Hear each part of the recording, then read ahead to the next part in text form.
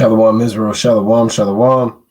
Brother Naquam, watchman for Israel, coming back at you with these precepts and another cold cut, giving, of course, our honor and our glory to Yahweh. By Shema Mashiach, Komalak Yabushai. Double honors to the elect elders of the house of David that's been in this truth for decades and decades, patiently waiting for the second coming of Hamashiach, Komalak Yabushai. The hearty, mighty Shalom to all of the men of the Lord, the mighty men of the Most High God, who are out there on the highways and byways, pushing His truth, magnifying the ministry, and presenting their bodies as a living sacrifice. Shalom, shalom.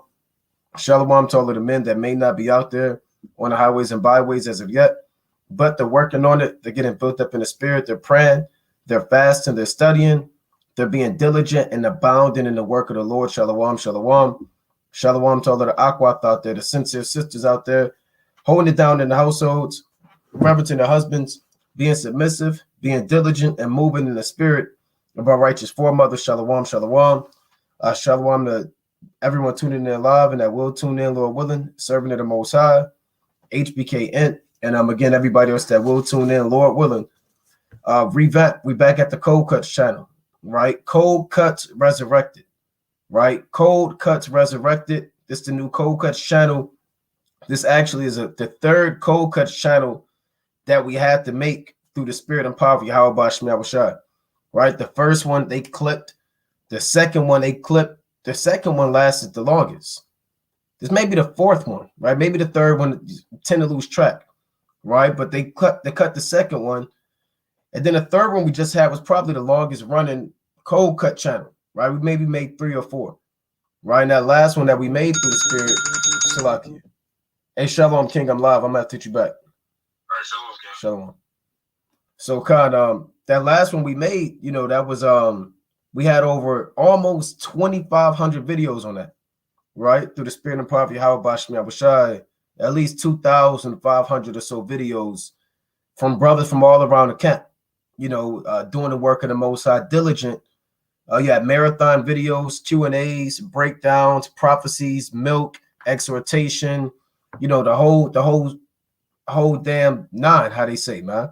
And Lord willing, we're going to continue and do the work of Yahweh Bashmi Abashai, regardless of how many times these devils want to shut channels down or be able to clip channels and with misinformation and disinformation and all types of slander and folly. Man, this is Cold Cutz Resurrected. And through the spirit and power of Yahweh Bashmi Abashai, we're going to go into the resurrection, right? Cold Cutz Resurrected, again from the dead. And we're going to go into the resurrection through the spirit and power of Yahweh by Shema Mashiach Komalak Yabushai, right? Because the resurrection is a pivotal staple of our faith, right? All throughout the Bible, really from beginning to end, even in the book of Maccabees and other books, you read about the resurrection being done. Now, the resurrection is something that the other nations don't believe in, right? They may believe in a so-called God. They may believe in particular burial practices that I may go into today. They may believe in, certain laws that they may regulate their societies off of, but there's not too many nations, if any, that believe at a final day that men are going to rise again. Now they call that they make movies about it, man. Hollywood movies about zombies and people coming out the graves, and we want to be able to cover that, right, and break it down and what the resurrection means on a physical level, even on a spiritual level. So we're going to try to go into it. Most High willing, this channel can go out. More brothers and sisters could tune in as time progresses. Video 1 of Lord willing, however many the Lord have us do. The entire body of WFI who's going to be on this channel, putting in work through the spirit and power of Yahweh Bashmi Abashai. Right, so this is Job chapter 14 and verse 11. I'm going to start at 12. It reads, "So man lieth down and riseth not, till the heavens be no more. They shall not awake, nor be raised out of their sleep.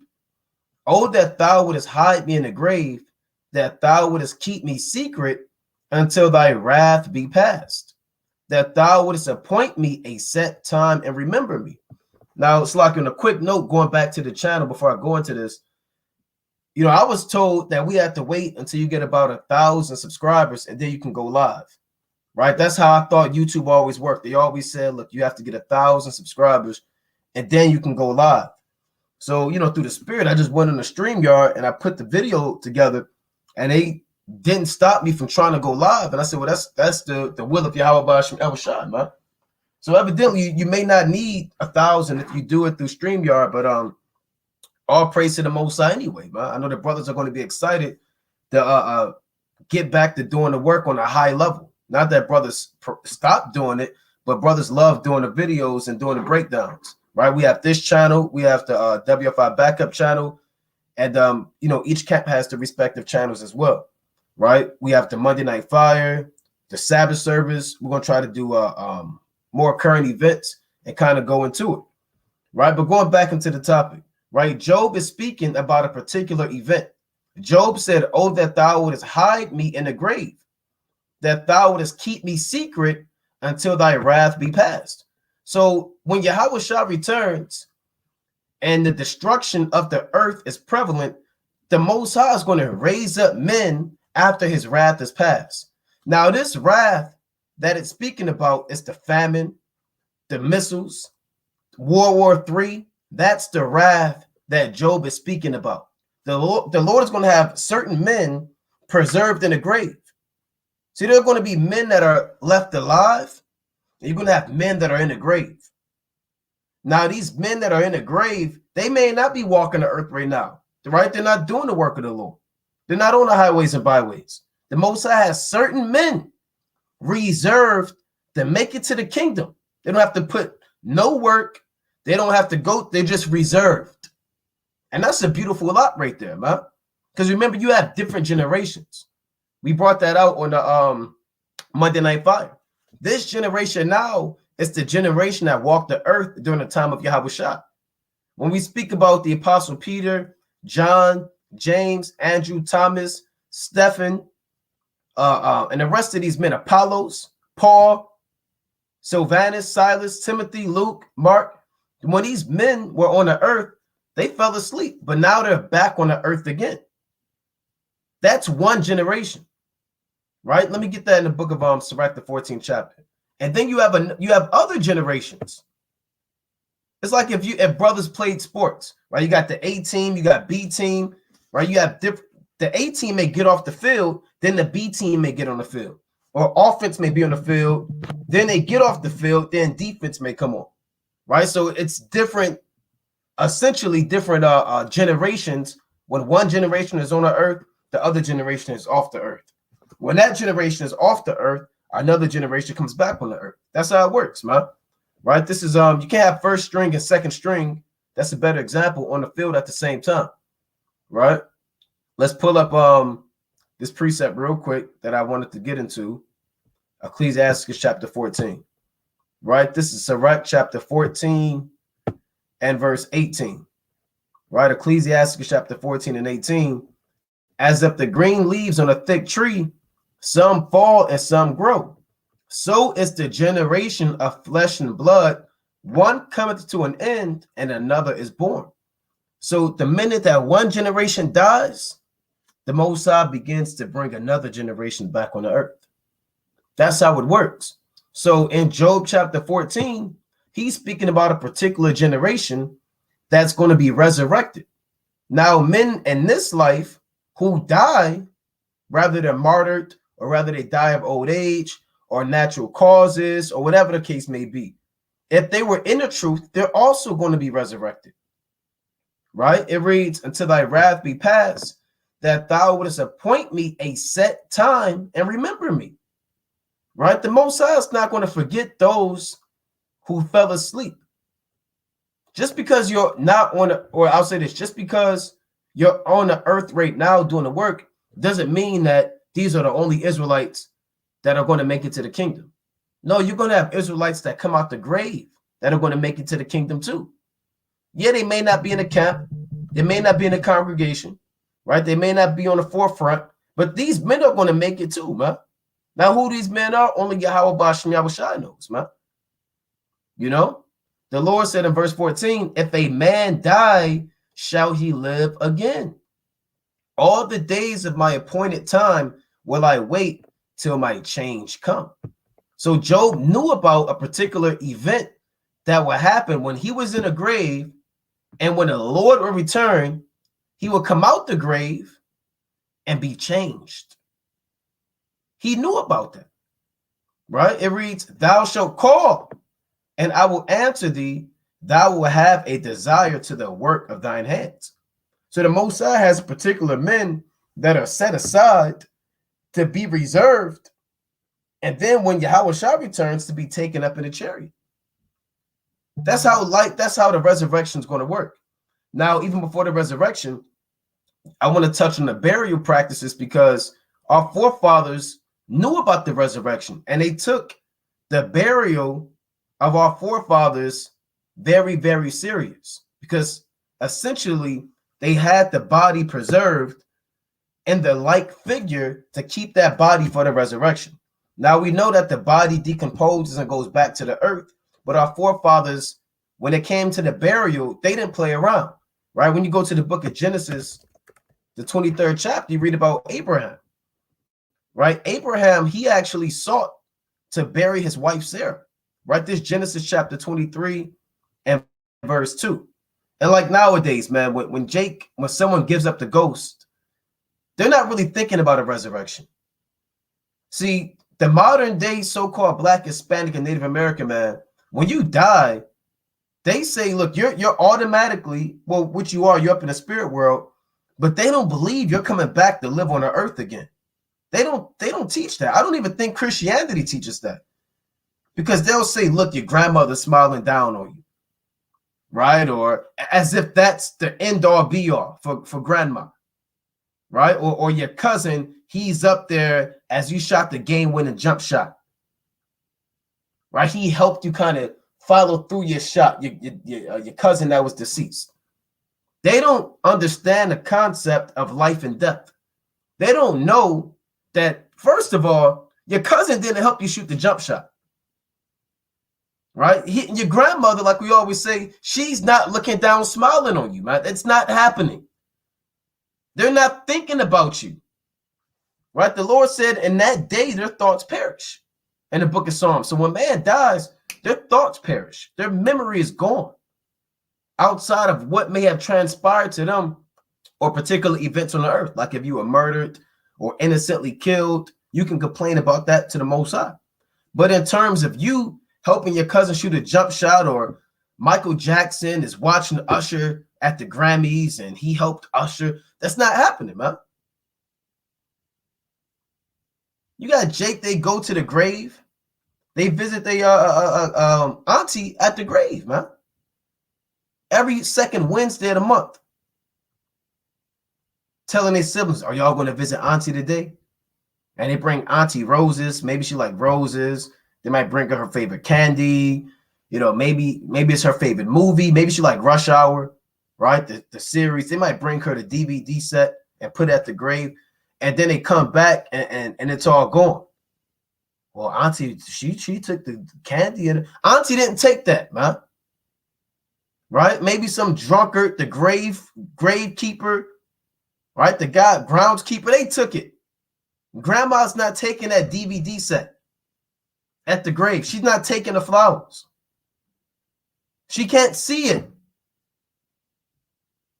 Now you may say, well, that's harsh. You shouldn't say it. Well, that's what it is. When we have to get it through our people's skull that how you deal with the dead must be according to the Bible. It can't be according to Christianity, man, and sorcery.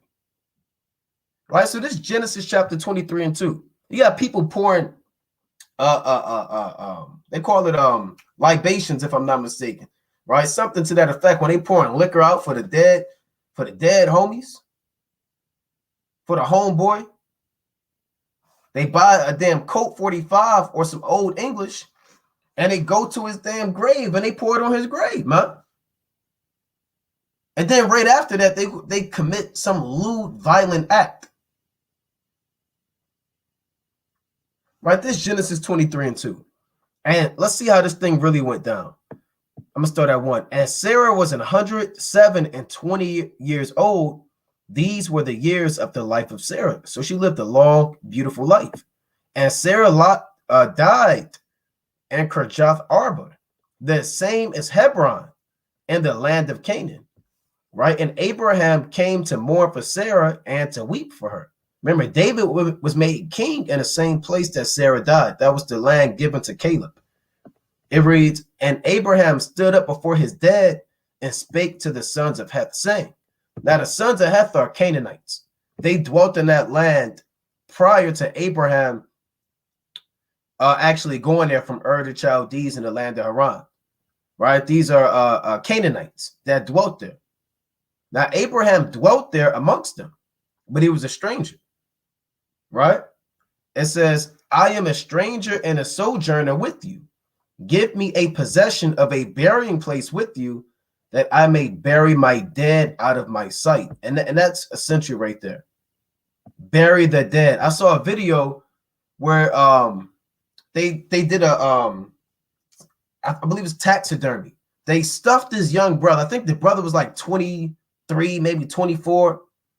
And instead of having a normal funeral that Jake normally has, they actually stuffed this brother, put a damn jersey on him. I think they put some buffs on him, put a coat on him, and they put him in a club, man. They stuffed him. I think they actually gave him a blunt. I'm not sure if brother saw that, and they put this man in the club. They didn't bury him, as far as I know. He was in the club. Well, let me see if I can find it. You may not find it, right? Let's see. Man stuffed in the club funeral, right? You may not find it. Yep, look at this. Rapper Gunu, corpse propped up, standing at funeral and nightclub. Look at this. So our people are sick, man. We're sick people. Look at this. This really happened.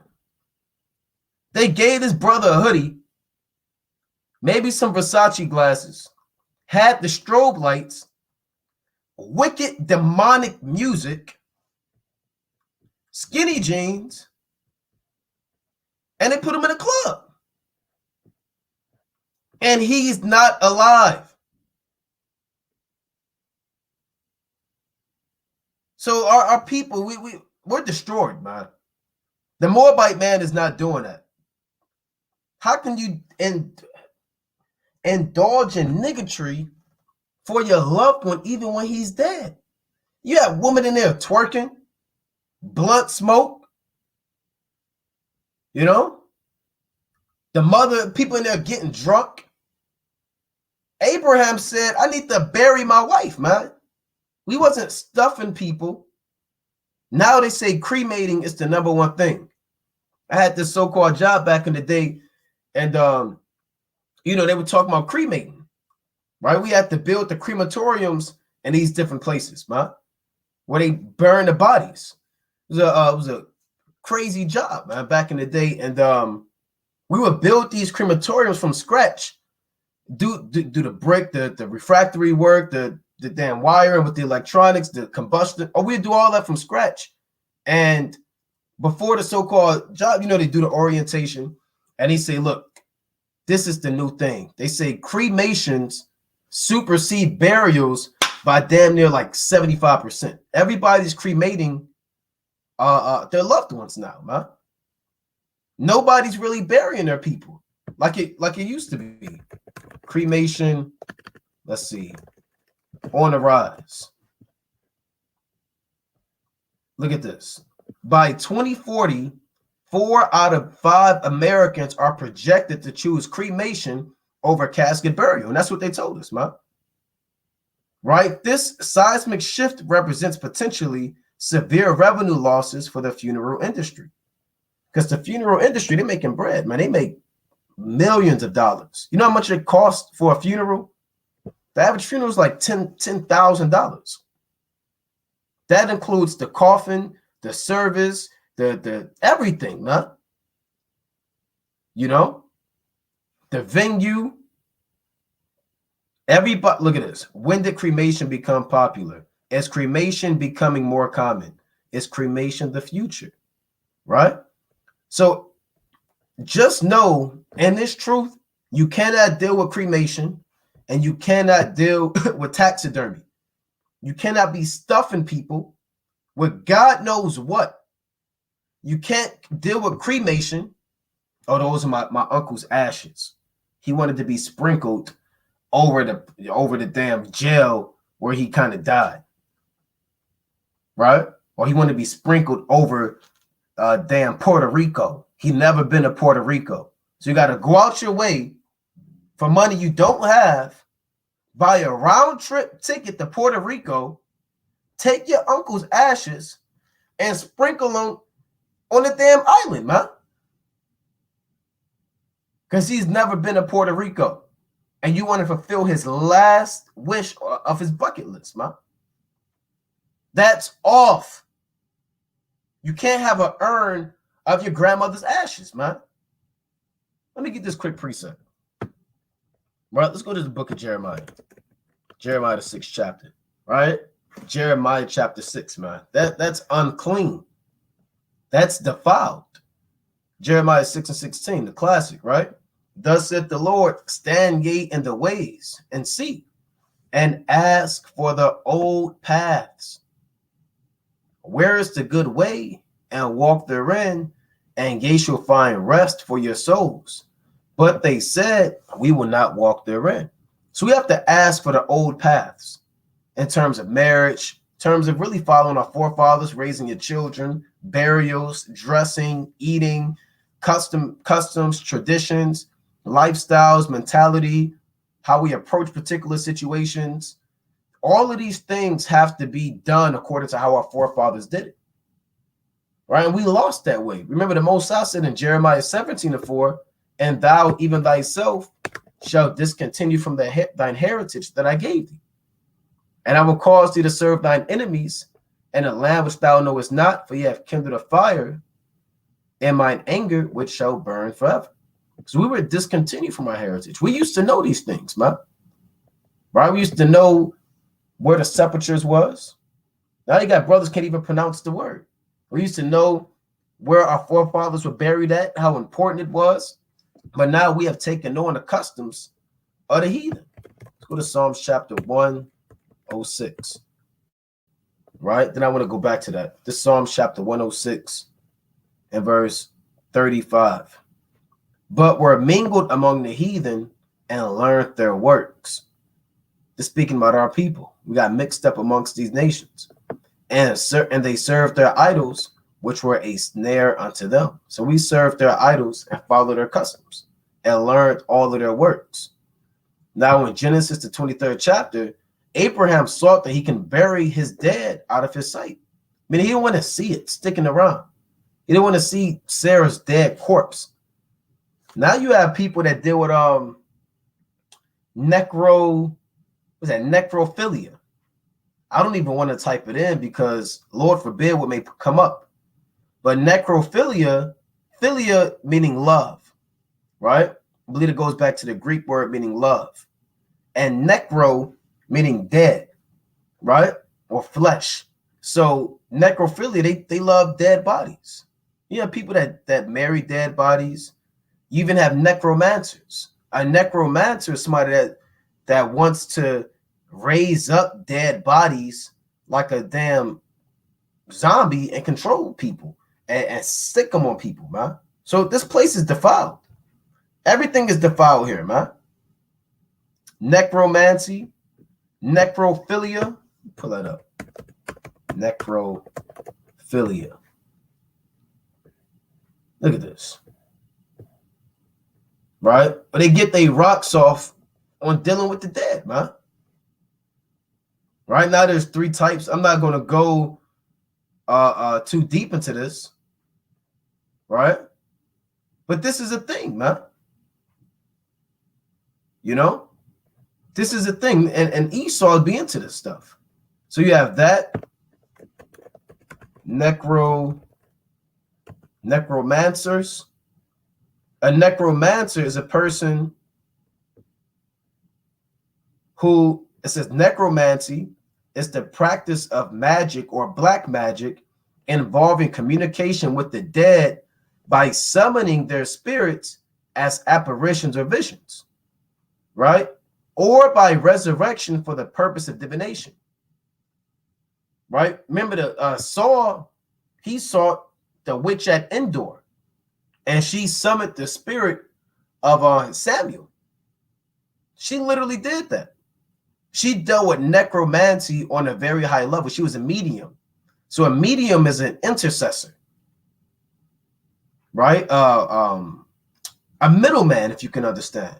She was the middleman between the living and the dead. So if you wanted to talk to the dead and the spirits in the spirit world in the third heaven, you had to go through her. And she was on such a high level of wizardry that she can actually communicate with the spirits in the third heaven. And not only that, she could bring those spirits down and you can see them and she can interpret what they were saying. Let me get that in 1 Samuel chapter 28. All right, so we have to cover this thing, man. Let's go to 1 Samuel chapter 28, right? First, you got people saying that, oh man, it's really not that bad. That's a wicked act right there, right? 1 Samuel chapter 28 and 7. Because remember, the Most High wasn't dealing with Saul. The Lord really cast off Saul. He didn't give him visions or dreams. Samuel wasn't dealing with him anymore, you know, which means ultimately the Most High, Yahweh Bashmi Abashai, cut off Saul, right? Spiritually, he hid his face from Saul. So Saul said, look, man, I have to try to get some type of spiritual answer because it's in Jake's spirit anyway, man, to try to connect with the Most High, but they do it on the left-hand side. Then said Saul unto his servants, seek me a woman that hath a familiar spirit, right? Meaning she's familiar with the dead. She knows what they like, what they don't like, who their relatives are, how to get them down, how long they have to talk, what they're going to say. She's very familiar with other spirits, right? And her spirit inside of her connects to that spirit. Just like you and a woman. You and a woman, y'all spirits may be intertwined. Or like David and Jonathan, two brothers. They spirits may be intertwined. This woman, her spirit was intertwined with spirits in the heavens, man. Right? She was familiar with them. When they died, how long they've been up there, you know, how long they had to talk, what they would say. It reads, that I may go to her and inquire of her. And his servant said unto him, behold, there is a woman that hath a familiar spirit at Endor. So they said, there's this woman who can summon the dead at Endor. And Saul disguised himself and put on other raiment, and he went, and two men with him, and they came to the woman by night. And he said, I pray thee, divine unto me by the familiar spirit, and bring me him up, whom I shall name unto thee. So he said, I'm going to tell you to this person to bring up. I want you to summon that spirit. And the woman said unto him, behold, thou knowest what Saul hath done. Because Saul disguised himself, so she couldn't recognize it was Saul initially, right? Behold, thou knowest what Saul hath done, how he hath cut off those that have familiar spirits, and the wizards out of the land. Wherefore then layest thou a snare for my life to cause me to die? Right? And Saul sware to her by Yahweh, saying, as the Lord liveth, there shall no punishment happen to thee for this thing. So Saul went off. Saul just swore that the Most High wouldn't kill a witch. I mean, how reprobate, if there was ever a sign to show that Saul was reprobate, surely this is it. He swore on the name of the Most High that the Most High wouldn't kill a witch. Right? Then said the woman, whom shall I bring up unto thee? And he said, bring me up Samuel. So this is necromancy right here. Right? Bringing up the dead. She said, bring me up Samuel. Right? Let's see. See, now they got all of this warlocks and witchcrafts. Who's that? I can't even remember that damn game. World of Warcraft stuff going on, man. But necromancy is a real thing. See, Esau makes light of it now. He has video games. PC games, the rise of the necromancer. In the studio, they're making 3D games and artwork. They make it like it's normal, right? But this is an evil act. So the point is, she sought out Samuel, right? And when a woman saw Samuel, she cried with a loud voice. And the woman spake to Saul, saying, why hast thou deceived me? For thou art Saul. And the king said unto her, be not afraid, for what sawest thou? He said, what did you see? And the woman said unto Saul, I saw gods ascending out of the earth. What does that mean? It means the spirits from the dead corpses were being taken up by the angels and being taken up to the Most High God. That's what it means. She saw gods ascending out of the earth. See, we can't see that now. We can't see. We're not on that level. Certain men and women are on that level, rather it's righteous or wicked. Remember, Elisha in 2 Kings, the 6th chapter, he can see the chariots and the angels that was around him. He even prayed that his servant. He said, Lord, open his eyes that he may see. And he opened his eyes and saw the mountain covered with chariots and horsemen. So certain men, they're on, like Yahweh Shai. He could see the spirits. Elisha, he could see those spirits. We can't see. We're on a low level now. We're weak. We're in the flesh. And she on the left-hand side, she was so high on the left-hand side, she can recognize those spirits too, man. You know? So again, going back to the point, how we deal with the dead matters, right? Saul is a pivotal example of what not to do. The witch of Endor, right? This is an example of what not to do. Stuffing an Israelite. And look at this. This is sick. Dead man banned from his own funeral. Right? I don't even want to see what that means, man. But this is a look at this. Look at this. Nothing like twerking on your best friend in the afterlife on their death anniversary. We miss you, Amira. Right? So I mean, our people are destroyed. Our people are destroyed, man. Right? Nothing like twerking on your best friend in the afterlife on their death anniversary. That's my first time hearing that word, their death anniversary. We miss you, Amira.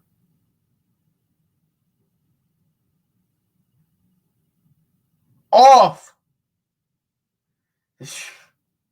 Boy, man, just when you thought you saw it all. Right? I mean, just when you thought you saw it all, man. Madness. The Lord is not dealing with this, man. Let me read on to Genesis 23. So Abraham sought to bury his wife, right? And the children of Heth answered Abraham, said unto him, here is my Lord, thou art a mighty prince among us. In the choice of our sepulchres, bury thy dead. None of us shall withhold from thee his sepulchre, that thou mayest bury thy dead. So Abraham, he sought a sepulchre. Now a sepulchre is like a cave, essentially, or a tomb. Let me pull that word up. So all ancient nations at one time pretty much had the same burial practices. Because even the Canaanites were burying their dead, right? Grave, sepulcher, tomb. All right. And I have an image right here. This is a sepulcher, a small room or a monument cut in a rock or built of stone in which a dead person is laid or buried. All right, let's see if we can get an image on that. Right, this is a sepulcher right here. This is modern day, right? They would take them and put them in a mausoleum, right? They're called mausoleums now. You may see some of these at a cemetery. Like if you go to like a big cemetery, a lot of Amalekites have that. If you go to like an Amalekite cemetery, you drive by it, they have these sepulchers there because they got that from us. We would actually have these large buildings and relics where we would bury our dead. You know, we didn't just put them in a common grave somewhere on Martin Luther King Boulevard, man. Each house of their fathers had their own sepulture, you know, like all of the kings of Judah. David, Hezekiah, Josiah, Jehoshaphat. A lot of these kings, those same kings was buried in the same tomb of their fathers. So if you were to go see where all of the kings were buried, it would be one place. And they would, their bodies, even in the book of Acts, the 2nd chapter, hundreds of years after King David gave up the ghost, Peter said that David's sepulture is with us to this day. Right? This Acts chapter 2. And I'm going to read verse, it's lucky, 28, I believe. I'm going to read 29. Acts 2:29. Men and brethren, let me freely speak unto you of the patriarch David, that he is both dead and buried, and his sepulture is with us unto this day. So they took care of those places, man. Some of them were whited out. The Lord called them whited walls or whited out sepulchres. They were reverenced. Not that men worshiped them, but, you know, the place where you were buried really mattered, man. And being buried mattered. If you wasn't buried in the ancient world, it was pretty much frowned upon, right? It wasn't a good look. Let's go to Ecclesiastes chapter 6, right? So before the resurrection, you had the burial. This Ecclesiastes chapter 6 and 3. If a man beget 100 children and live many years, so that the days of his years be many, and his soul be not filled with good, and also that he have no burial, I say that an untimely birth is better than he. For he cometh in with vanity and departeth in darkness, and his name shall be covered with darkness. So the Most High said it's better to be a stillborn or be part of a miscarriage as a fetus than to live a great life and not have no burial. So there's no point of having wealth and riches if you're not going to have a burial. That's how important Solomon said the burial was. Right? Let's go to the book of, I had a few precepts dealing with the burial. Let's go to Tobit. Right? Because, I mean, you can't see a better example of burials really outside of the book of Tobit. Right? Let's go to Tobit, the 1st chapter, and deal with it. All right, this is Tobit chapter 1, and I'm going to read verse, let's start at, let's see, Tobit 1 and 16. So Tobit was around the time of the Assyrian captivity. When you read 2 Kings, the 15th chapter, 2 Kings, the 17th chapter, you read about the Assyrians taking away the northern kingdom. Rather, it was Tiglath-Pileser III or Shalmaneser V. These heathens carried away our forefathers into captivity, right, and killed a lot of northern kingdom. So here's what Tobit said. Tobit 1 and 16. And in the time of Enemessar, I gave many alms to my brethren and gave my bread to the hungry and my clothes to the naked. And if I saw any of my nation dead or cast about the walls of Nineveh, I buried him. So Tobit, he buried these men, man. And if the king Sennacherib had slain any, when he was come and fled from Judea, I buried him privately. Because if you were caught burying people who the king killed, you would put to death for that, man. For in his wrath he killed many, but the bodies were not found when they were sought for of the king. So the king would take these dead bodies and use them as a public example of what would happen to you for disobeying the king. They would impale bodies upon each other, stack them up high. So they were bringing the bodies back to the Assyrian king, but Tobit was burying the bodies, which was taken away from the glory of the kings of Assyria. Right? So this burying the people was a big deal, man, in the ancient world. It was an extremely, extremely big deal. Now, when you buried them, there was a particular process we went through, right? Let's go to the book of Acts. before the resurrection, right? Let's go to Acts the 9th chapter, right? Acts chapter 9. And like I said, you can even see the Persians. When you watch the movie 300, the Persians, they would take those dead bodies and they actually would they put them all on a tree.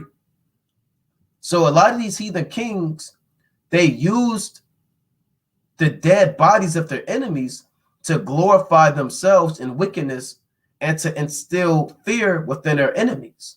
So they would take these dead bodies to war, man. You know?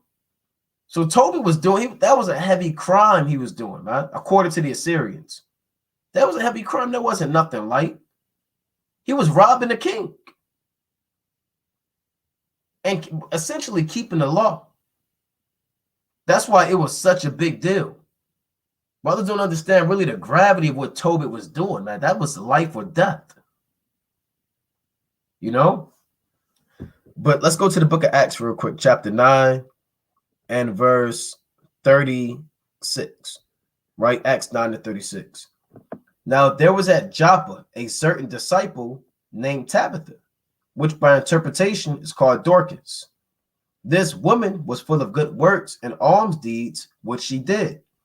And it came to pass in those days that she was sick and died, whom when they had washed, they laid her in the upper chamber. So before they actually buried the body, you had people that would wash the body. They would wash it in water and they would anoint the body with chief spices and oils, right? This is how we dealt with the dead. There are particular verses in the Bible that show you how our forefathers dealt with the dead and how much hope they had in the resurrection, right?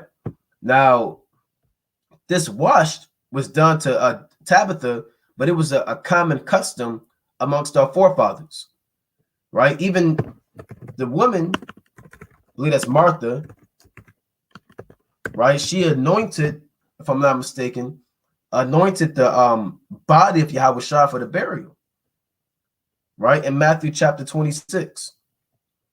It's Matthew chapter 26 and verse 6. Now when Yahweh was in Bethany, in the house of Simon the leper, there came unto him a woman having an alabaster box of very precious ointment, and poured it on his head as he sat at meat. So Yahweh is eating, and this woman takes his ointment and drenches Yahweh with his ointment. But when the disciples saw it, they had indignation, saying, to what purpose is this waste? For this ointment might have been sold for much and given to the poor. When Yahweh understood it, he said unto them, why trouble ye the woman? For she hath wrought a good work upon me. Yahweh said, look, don't get mad at her, man. This was a good thing that she did. For ye have the poor always with you, but me ye have not always. For in that she hath poured this ointment on my body, she did it for my burial. You see that? So they will anoint the bodies. They will wash the bodies. Because shortly after this, Yahweh is going to be delivered up and put to death as a sacrifice for the elect of the sins of Israel, man. You know? So she was anointed. I mean, Yahweh was essentially anointed. And they would anoint the bodies and they would wash the bodies prior to the burial. Again, Mashodas. They were not doing this. They didn't just take the body in the grave and your homegirl just committing lewdness and evil on your grave on her death anniversary. So I guess every year she does that. This is a sick kingdom, a sick world. Or it also is not talking about this, man. Right?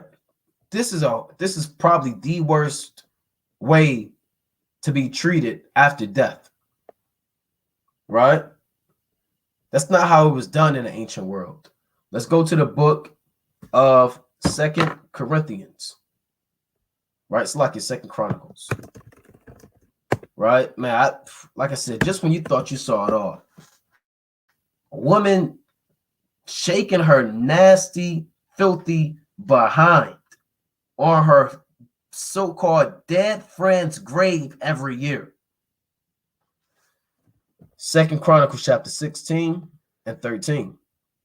And Asa, or King Asa, slept with his fathers and died in the 140th year of his reign. So the king died, right? And they buried him in his own sepulchres, which he had made for himself in the city of David. So a lot of the kings, they were buried in the city of David, which is a part of Jerusalem, and laid him in the bed, which was filled with sweet odors and diverse kinds of spices, prepared by the apothecary's art, and they made a very great burning for him. Not that they burnt his body, but they were burning the odors and the spices and giving off that aroma as they put him in his sepulcher, right? That's how we dealt with it, man. See, certain nations, I believe the Egyptians, they would bury you with your worldly possessions, which is off. If you look at like one of the tombs of King Tut or Pharaoh Hophra or Satmuk III or these different kings, they were actually Ceratosis, if I'm pronouncing his name right. They were buried with their gold, with their scepters, coins, you know, maybe their cat. See if I can find that, man. Right? Egyptian buried with treasures. Right? Look at this. Beautiful jewelry and clothes are buried with the pharaoh. Look at this. So that they can travel in style to the afterlife. Right? King Tut was buried with over 50 garments. And guess what? He didn't put not one of them on. Right? He didn't take none of that to the third heaven. They wasted their time. Vanity. I guarantee that he did not take one of those garments and put them on in the third heaven. He had scarves, tunics, gloves, headdresses, personal items. You can't take that in the afterlife, man. You're not taking that with you. See, we honored our forefathers when they were alive, and we honored them as they were being buried. And you mourned after them. There was no visiting them every year on the death anniversary. There was no pouring out liquor to them, burying them with their fancy clothes. Jake got to get buried now in a damn 3-piece tuxedo, open casket, expensive casket. Grandma will not bury you unless you have a 3-piece Easter Sunday suit on with gold cuffs. You know, we wasn't worried about in the ancient world being buried in expensive clothes. That's carnal. That's how the heathen think. Their mind ain't right. Their mind is bad. All right? Their mind is bad. Let's go to the book of Luke. Right? Chapter 24. Right? Let's go to St. Luke, the 24th chapter. Let's deal with it. Right? Here's another account dealing with the burial. Right? This St. Luke, chapter 24 and verse 10.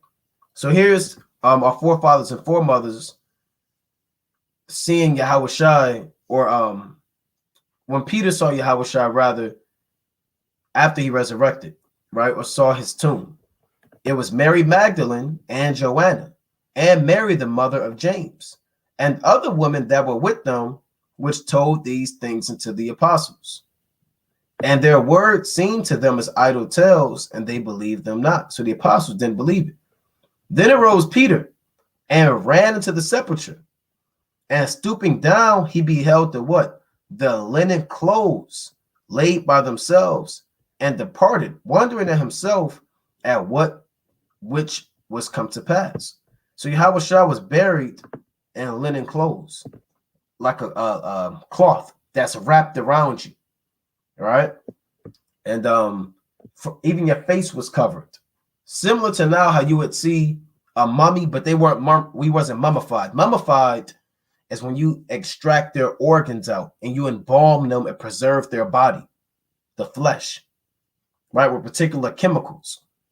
And the Egyptians, they would actually mummify people. They would pull your large intestine out your nose, pull your brain out, pull your pancreas out, your appendix, and they would stuff you and preserve your body, right? But we were just wrapped up in a cloth, right? You can see that in the book of John, the 19th chapter. I believe that's John 19 and John 11, right? This is St. John chapter 19 and verse 38. It reads, and after this, Joseph of Arimathea, being a disciple of Yahushua, but secretly for fear of the Jews, besought Pilate that he might take away the body of Yahushua. And Pilate gave him leave. He came therefore and took the body of Yahushua. And there came also Nicodemus, which at the first came to Yahushua by night. You can read that in John the 3rd chapter. And brought a mixture of myrrh and aloes, about 100-pound weight. So they spent a lot of bread. They had money to do so, to give Yahushua proper burial. Yahushua was already anointed. Now they're making sure that he's buried with the myrrhs and the aloes and the chief things. Like any king should be buried. They gave Yahushua an honorable burial. This is what our forefathers was thinking about the body of our Lord. They said, give me the body of Yahushua, man. That's what Joseph of Arimathea said, man. They said he craved the body in accounts. And other scriptures, it says he came in boldly and said, I need the body of our Lord, because we had to bury our forefathers before the sun went down. He wasn't just sitting at the, what's this guy's? The mortician's house, man. Or the coroner, getting cut open, man. Getting his organs taken out and given on the black market, man. There was an actual account of it. This actual mother, you know, her son died. I can't remember how he died. And it was another brother. We know the brother that was rolled up in the mat. Sad to say, but this was another situation. This mother, she lost her son, and they gave her back her son. But they gave her back her son, like the coroner or the doctors, the mortician, and she noticed he had stitches all up in him. Now, he wasn't an organ donor, and she didn't give consent for them to perform any operation. So the so-called people, the doctors, the hospital, they ended up stealing his organs, man. You know? So this man was buried without his organs, while some old, decrepit Edomite is somewhere living 5 more months off of an Israelite heart and breathing better off of Israelite lungs, man. And his urinary system is working with new kidneys, man. So this is a wicked kingdom. You can't even get buried in righteousness, man. Not the earth is defiled. You know, Edomites are stealing your organs. So we gave our forefathers righteous burials. We honored them, man, as they were alive. And when they were deceased or they fell asleep, we made sure they had a proper burial. And that's how we have to be as a nation. And these last days, as we come back to a nation, God forbid a brother dies before the time. You know, every time it's the Most High's time. But nevertheless, and we have to give each other righteous burials, man. We have to take because these nations, your family, they're not going to know how to deal with it. We're going to have to step in and say, look, you know, he wanted to be buried like this. And we have to make sure that this brother's buried the right way, man. I don't want brothers to do that to me. I don't want brothers, and I know brothers wouldn't do that, have me just sitting around in the they put people in shelves, man. You go to certain mortician, they open up the shelf. They got the key, they open up, and they pull your dead body out. Number 5066, and they take the key and pull you out. Then they stuff you in the fire. Some creepy old Edomite. You know, you watch the movie Kill Bill. You know, that movie it shows you what these devils are into, man. You know? But the point is, they gave Yahushua a proper burial. Verse 40. Then took they the body of Yahushua and wound it, meaning they wrapped them up in linen clothes with the spices. As what?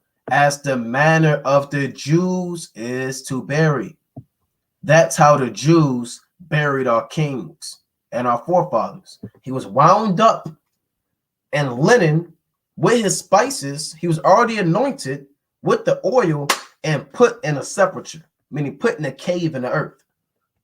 Now, in a place where he was crucified, there was a garden, and in the garden, a new sepulcher wherein never man yet laid, because we buried our forefathers in caves.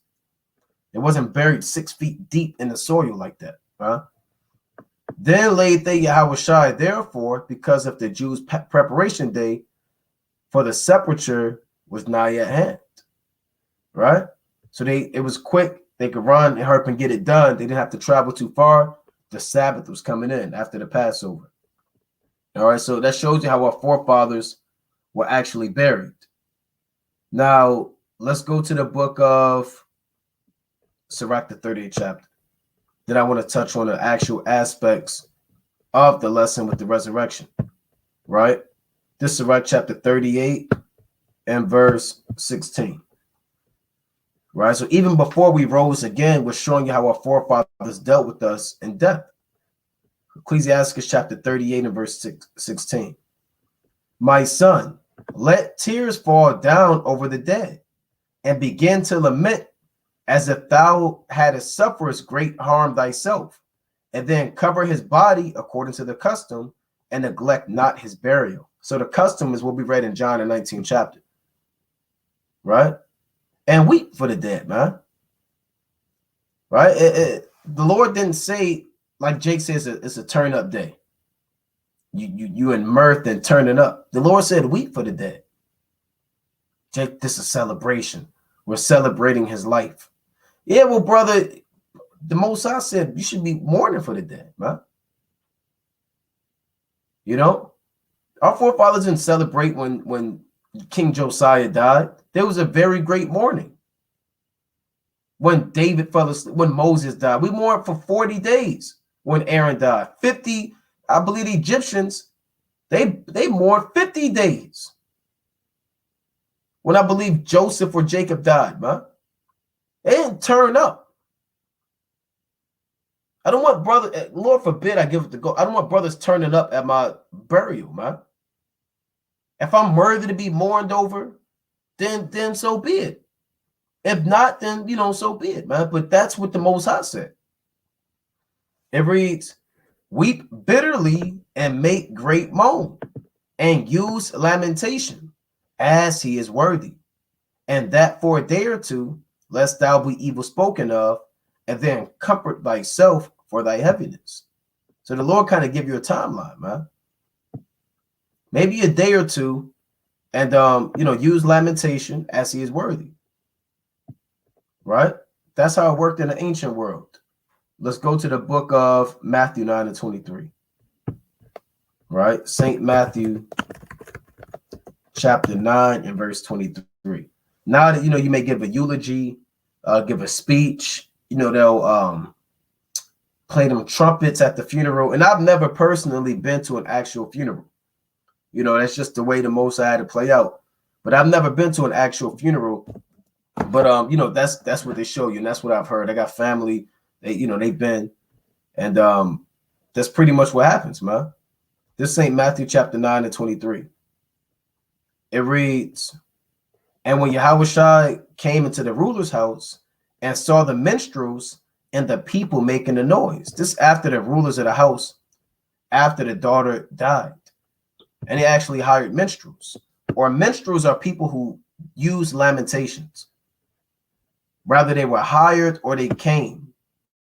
But their job, like you may have somebody that comes at your funeral and they may sing a song. Right? They may sing some so-called sad song or something. That's what a minstrel is. A flute player. So as somebody died in the ancient world amongst the Jews, they would bring someone in and they would actually play not upbeat music like the Christian church, but like something kind of down, huh? Something kind of to have you think and reflect on that person's life and the works that they did. That was a minstrel. So when this woman died, the Jews had minstrels there. That's why Sirach 38 says use lamentation. You remember David, when King Saul gave up the ghost in Jonathan, he actually wrote a song. So that was a custom of our forefathers too, man. Right? Let's go to the book of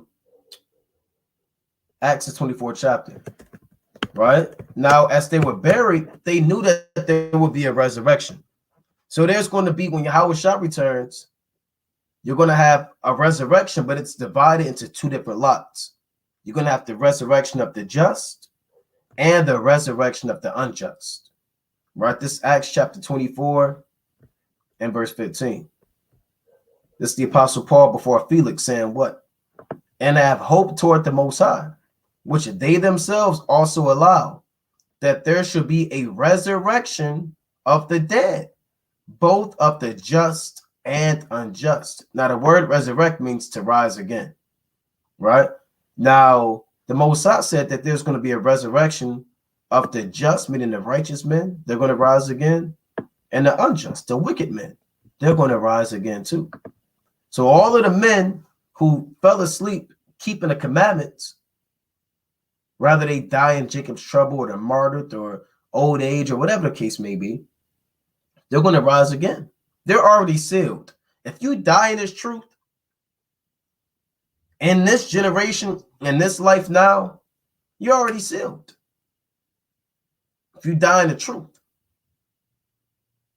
with favor and mercy of Yahweh Ba'ashem Yahushua, you're sealed, man. You're just waiting, right? You can read that in the book of, it's like in Revelation, the 6th chapter. It says white robes were given unto every one of them, that they should rest from their labors, man, until their fellow servants should be killed. So men that are martyred, they're sealed, they're done. Those men are going to rise again, and the unjust are going to rise again. I believe you just had Queen Elizabeth, right? So-called queen. Guess what? Do you think a lot of people say she got away with it. She was not, what, 98? 99? God knows how long. The Rockefellers, they're dying every day now. People are saying they're getting away with it. Guess what? You think the so-called white man's getting away with it? The Most High is going to bring them up out the grave again. And they're either going to be destroyed or put in slavery. I'd rather, if it was up to me, I'd rather, enslave them, huh? And then destroy them. But it's out of my hands, right? Let Yahweh Ba'ashem Yahushua's will be done, and it will be a perfect work. Now, the Most High said that they're going to rise again, man. Rather, the Most High raises them up to destroy them, or the Most High raises them up to put them in slavery. That remains to be seen. Now, are they going to be conscious and aware of what's going on? Maybe, maybe not, man. But the Most High said he's going to lay before them their wicked thoughts. Let me get that in 2nd Ezra, the 13th chapter. Right? The Most High can, when you read Wisdom of Solomon, the 5th chapter, it says that they're going to be repenting and groaning within themselves. So the Most High is going to put it in their spirit, essentially, to know what the hell they did, man. Why they came out the grave. They're going to look around. Where am I? How did I get here? Because the Most High is going to mold their body again. He's going to take all the elements of the dust and mold their decomposed body back again and send their spirit down back in that body and cause them to come up out the earth again. Right? This 2nd Ezra, chapter 13 and verse 38. It reads, and shall lay before them their evil thoughts and the torments wherewith they shall begin to be tormented, which are like unto a flame. And he shall destroy them without labor by the law, which is like unto fire. So the Most High is going to destroy the army of the heathen. But before that, he's going to lay before them their evil thoughts, man. All of the evil thoughts that they thought about destroying him, what button they would press, what weapon they would use, how swift they thought the job may get done.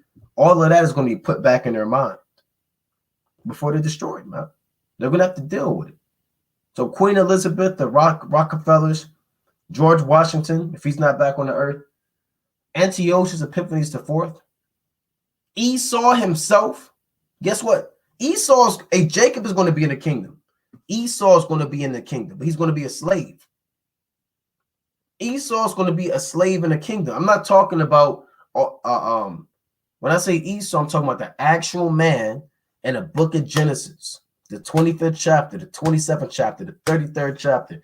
I'm speaking about that actual man named Esau. He's going to be a slave in the kingdom. He's going to be resurrected if he's not on the earth already. Alexander the Freak, right? Herod, Pontius Pilate, all of those men are, if they're not on the earth right now, they're going to be resurrected. You know? Let's go to the book of Luke, chapter 14. So Yahweh Shah is going to have the resurrection of the just and the resurrection of the unjust.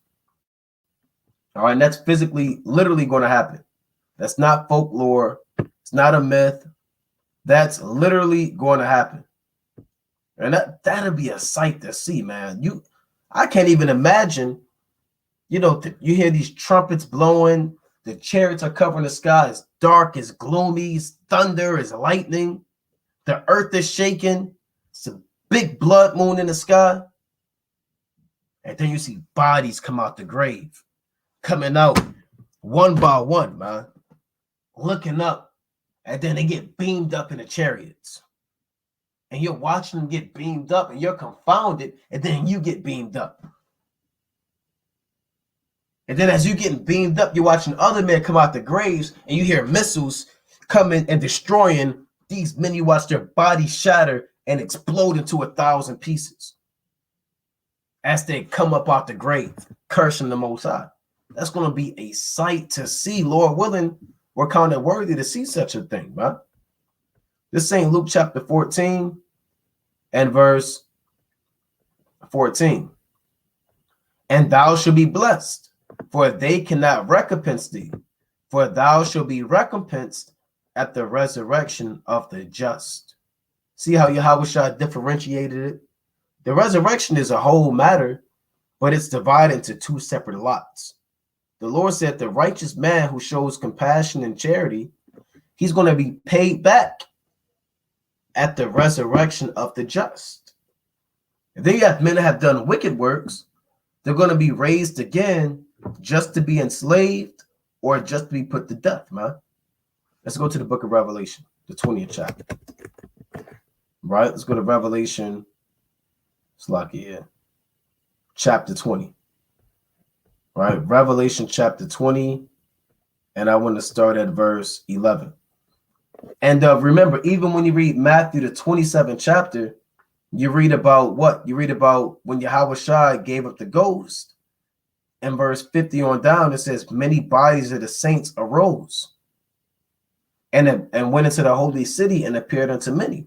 So even when Yahweh Shai was sacrificed, the resurrection essentially was foreshadowed, you know? That is Revelation chapter 20 and verse 11. And I saw a great white throne, and him that sat on it, from whose face the earth and the heaven fled away, and there was no place found for them. Right? Meaning the kingdoms of God, or kingdoms of the world, rather, were destroyed. Right? Babylon the Great, Russia, China. That's what this means.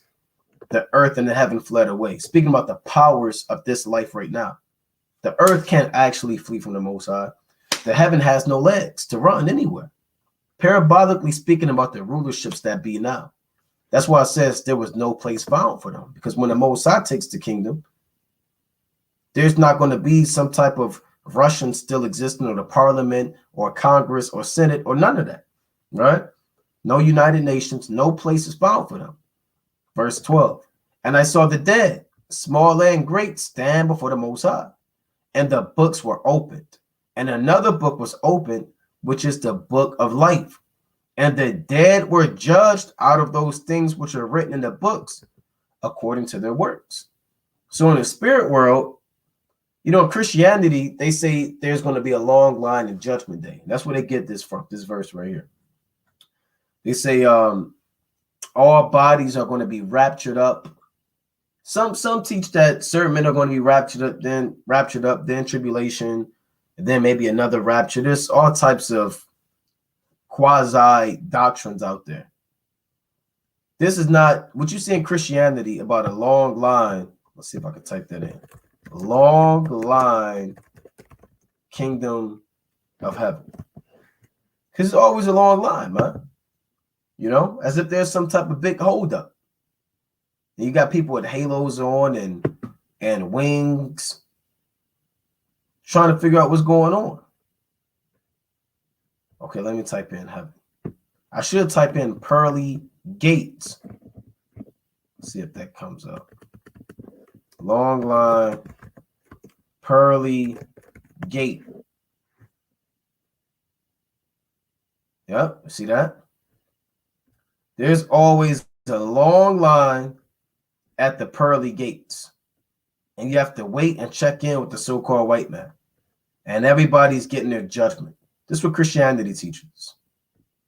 Right? The so-called white man, who's a judge on the earth, is going to judge man in the afterlife. Is that what that scripture is talking about? The pearly gates? No. Right? John saw this in a vision. But remember, men are going to be on the earth. How are the elect going to get beamed up in the chariots and judged, or the men that fell asleep rather, and go up before the Most High in the body and then come back down? See, when Yahushua returns, he's been resurrected, that's when they're going to get beamed up. That's the judgment. When Yahushua returns, that's judgment day. He's not going to say, all right, everybody that's resurrected, let's go up to a line. Don't trample over each other. Single file line. That's madness. Why would the Most High raise up the dead and the righteous, and now they all got to go up before God and stand in a line? In the spirit world, the Most High is already judging these spirits. And when Yahushua returns, that's that final judgment on those different spirits. And then once he gives that order to Yahushua, Yahushua is going to know who's sealed and who's not sealed. Right? Verse 13. And the sea gave up the dead which were in it, and death and hell, right? Meaning death in the grave, not actual fiery place called hell, delivered up the dead which were in them, and they were judged every man according to their works. And death and hell were cast into the lake of fire. This is the second death, right? Meaning the power of the grave had no more dominion over the men that made it, right? And the men that were wicked, they're going to taste of the second death, which is by fire via the chariots and the missiles. All right? So that's that physical resurrection that's going to happen on the earth. The wicked are going to be raised up and put in slavery, destroyed, and the righteous are going to be raised up and receive immortal bodies. Philippians chapter 3 and verse 20. For our conversation is in heaven, from whence also we look for the Savior, the Lord, Yahushua HaMashiach, who shall change our vile body, that it may be fashioned like unto his glorious body, according to the working whereby he is able even to subdue all things unto himself. So Yahushua is going to change this corruptible body that feels pain, depression, anxiety, anger, right? You can go through 40 emotions in 1 month, and pain and suffering and stress, demons. He's going to change this body right here. You're going to go through what they call a metamorphosis, right? And you're going to transition. You're going to be given a spiritual body, like Yahushua's body. We don't know if it's how it's going to glow. You know, are your scars going to heal up? Are you going to have any blemishes? All that stuff, you know, in the kingdom of heaven, the Most High is going to give you a perfect body, bro. Right? It reads, according to the working whereby he is able even to subdue all things unto himself. So the power that Yahushua has to subdue all nations is the power that you're going to have. Remember, the Most High said in Zechariah the 12th chapter that he that is feeble shall be like, put 23. He that is feeble shall be like David. Right? Let's get that in Zechariah the 12th chapter. So the feeble brother in the truth may be a short brother. He may not, you know, be of a stature and powerful countenance or a deep voice. That brother's going to be like David in that day. Right? Zechariah 12 and 8. And that day shall the Lord defend the inhabitants of Jerusalem And he that is feeble among them at that day shall be as David, and the house of David shall be as God, as the angel of the Lord before them. So the elect are going to have so much power, it's going to be like fighting the Most High God, man. The most feeble man is going to be as strong as David. David slew so many people, he couldn't even build the temple. Aren't there not songs of David who slew his 10,000s and Saul his thousands?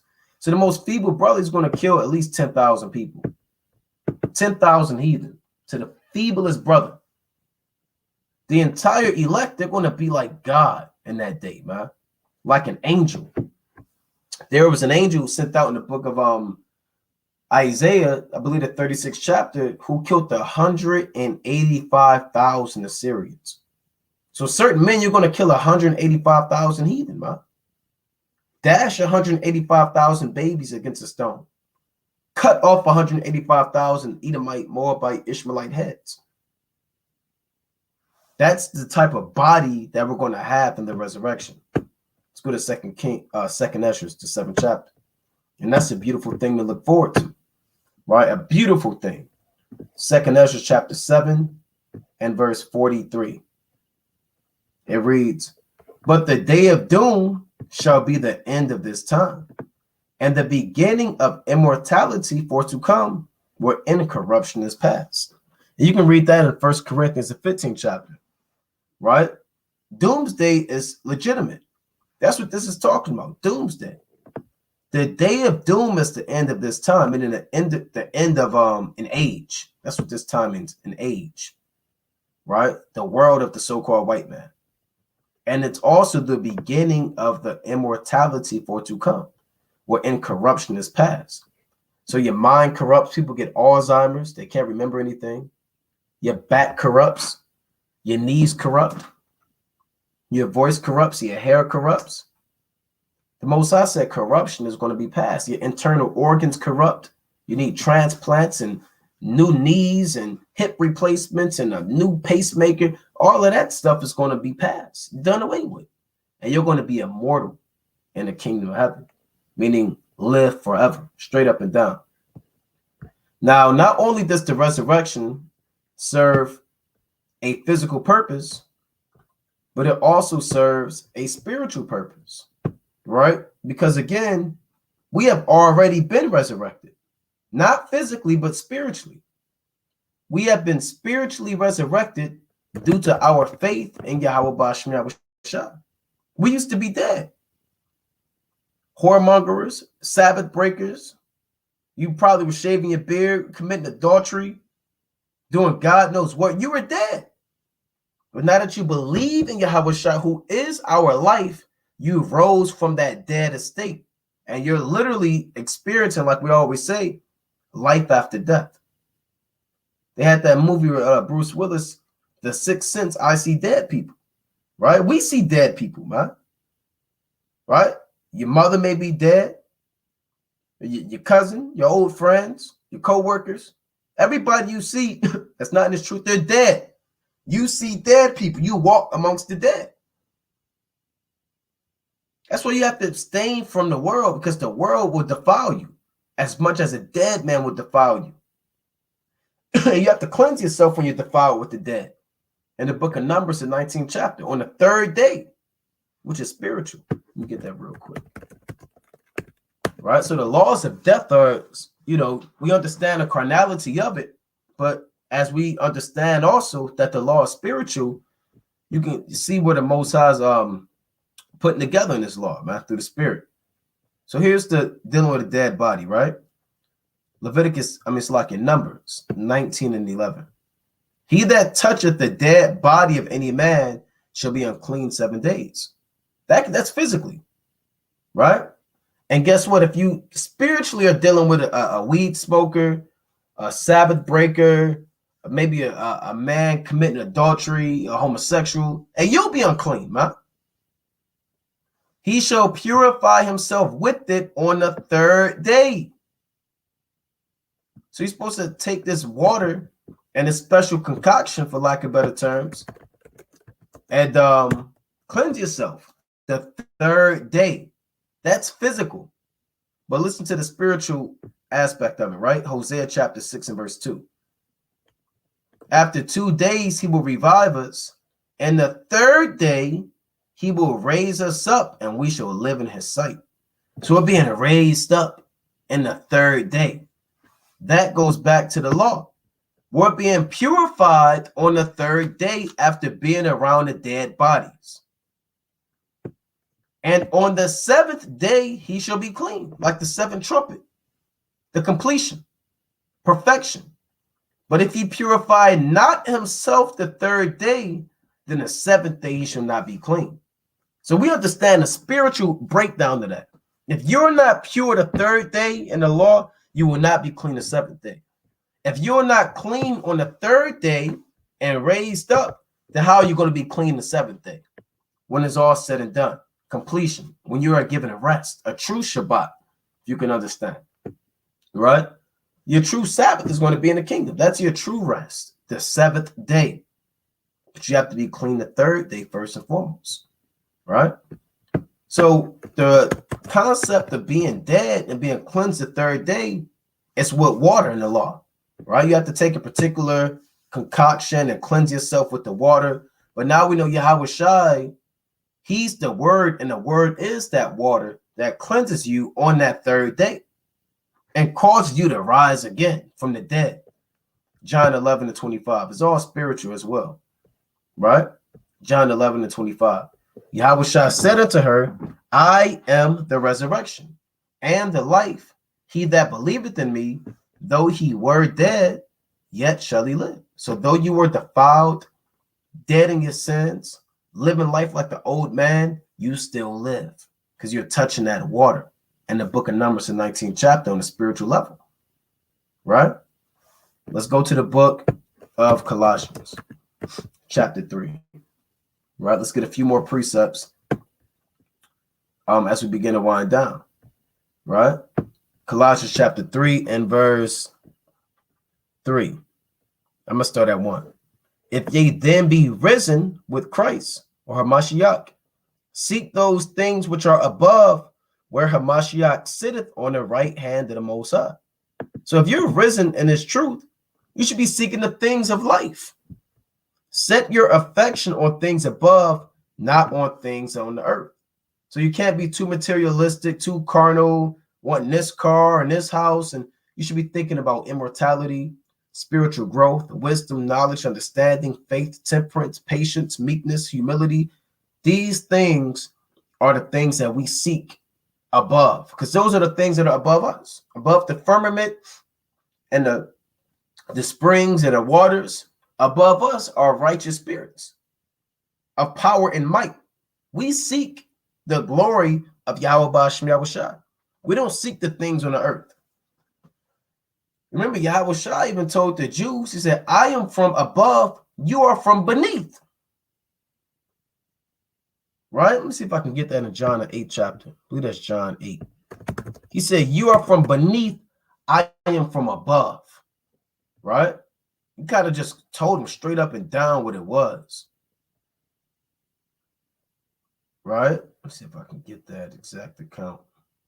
John 8 and 23.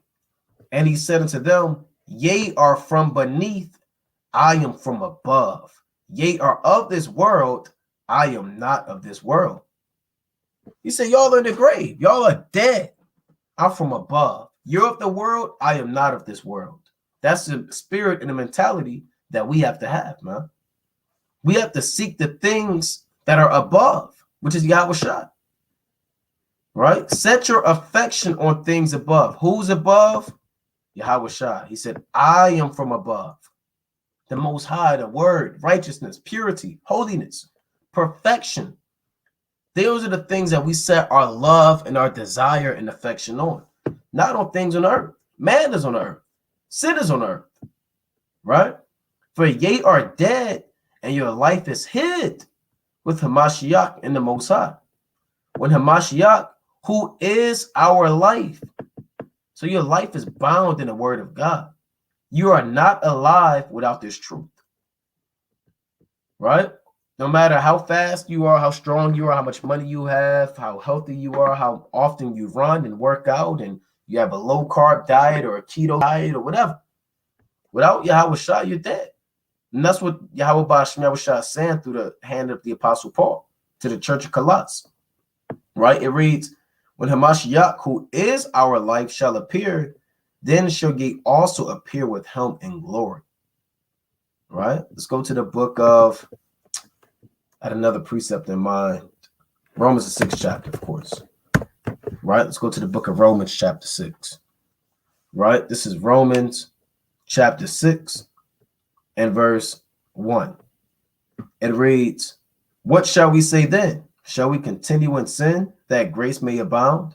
Like Christianity, they say, well, I'm under grace. I can eat pork, right? And commit adultery. No, you can't live in sin because grace is abounding, right? God forbid, how shall we that are dead to sin live any longer therein? So you should be dead to sin. Sin should not be alive in your members. Know ye not that so many of us, as were baptized into Hamashiach Yahushua, were baptized into his death? Meaning, if you believe in his truth, you are consecrated and initiated to go through what Yahushua went through. Yahushua was physically buried, right? And he was physically immersed. You are now being immersed in the earth. Meaning that dead body of you, the old you, should be buried and immersed in the earth. And you should rise again like Yahushua rose out the waters. You should rise out the waters. You should rise out the earth as a new man. A man that doesn't smoke weed.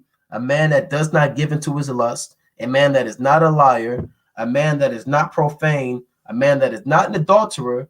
A man that provides for his household. That's the man that should come up new again. Right? Verse 4. Therefore, we are buried with him by baptism into death, that like as Hamashiach was raised up from the dead by the glory of the Father, even so we shall walk in newness of life. So that's how it is, man. When you come into this truth, your old man should be buried in the grave. He should be dead. He shouldn't be coming up, putting you in a chokehold and putting hands on you, man. That man should stay in the grave. Now, he may come up, but you got to mortify him. You got to kill him. Daily. The Apostle Paul said, I die daily. I'm a new man every day.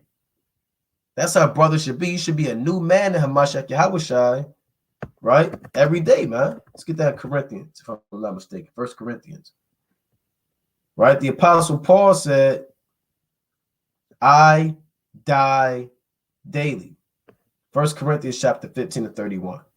I protest by your rejoicing, which I have in Hamashiach Yahushua, our Lord, I die daily. Right? So if you die daily, it means you live daily. You're a newborn daily. That's what happens. You are a newborn every day. Right? Meaning what? Every day you should be getting better and better and better and stronger and stronger and stronger. This is the resurrection. It's not a one-time deal. You have to rise again every day, man. You know, because that old man is going to try to come back up on you. And Yahushua, he died and rose again that he may judge the quick and the dead. And that's one of the main reasons, again, of Yahushua's death. Yahushua died that we may have life. You know, if Yahushua wasn't resurrected, then we would never be resurrected right now. Our resurrection, us being in this truth, is patterned after Yahushua dying and rising again. If Yahushua did not die and rise again, we would still be dead and wouldn't be able to rise into this truth. Neither would the saints who died in the truth on a physical level be able to rise again if Yahushua didn't die. So the resurrection, I mean, it's the backbone of the ministry. And it's really not talked about enough, right? Romans chapter 14 and verse 9. For to this end, Hamashiach both died and rose and revived, that he might be Lord both of dead and living. Because Yahushua is going to judge the dead and the living. So in order to do that, you have to conquer death. And nobody conquered death outside of Hamashiach Yahushua, right? He is the King of Kings and the Lord of Lords. But with that, I'm going to close up, giving, of course, our honor and glory to Yahweh by Shema Mashiach Malak Yahushai. Hey, this is Cold Cuts Resurrected. Cold Cuts Resurrected. Lord willing, the videos come out more often. Push the channel, share the channel, and let's get this word going out on a high level in these last days, man. Most High willing, you were edified. The lives come back to rolling. Get the notifications, and most High willing, we could keep pushing this word on a high level again in these last days, right? But with that, we're going to give our honor and glory to Yahweh. By Shema Mashiach Malak Yahushai. Most High willing, you were edified. Kwam Yashala. Shalom.